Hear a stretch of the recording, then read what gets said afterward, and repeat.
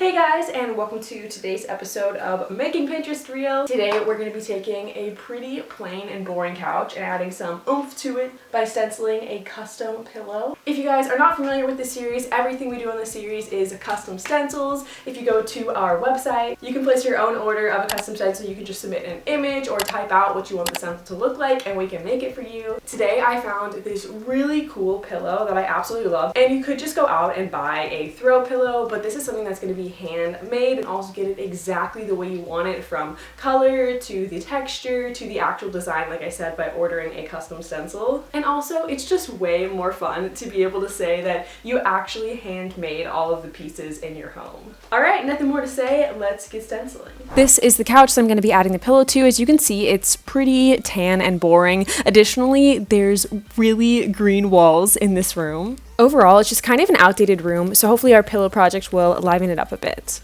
And I got this pillow cover to match the tan in the couch, and then my stencil came in, and I think it looks really cute. It looks just like the picture, which I'm really happy about. And I'm of course using fabric paint, and I got 2 shades of green so I can do some highlights and shadows within the leaves. I'm going to be working with a pretty small brush since I'm also working with a pretty small stencil.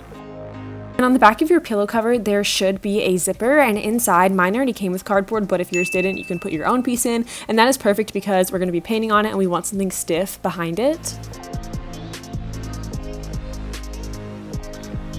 And then I sprayed my stencil with a spray adhesive so it'll stick really well to the fabric, and I'm just lining the stencil up in the corner of the pillow.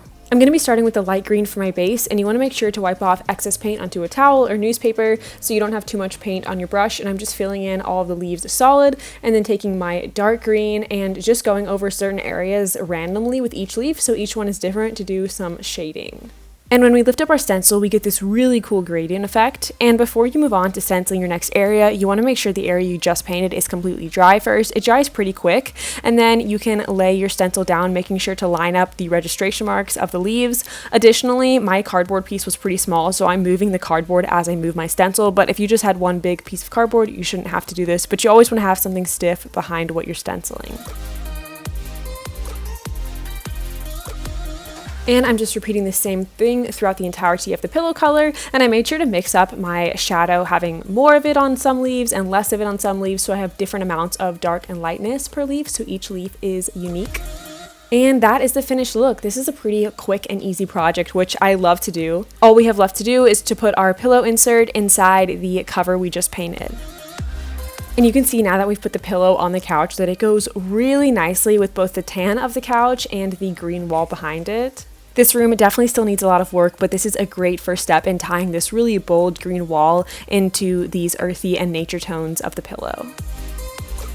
Head to our website to check out more of our stencils, and don't forget to tag us on social media with your stencil art.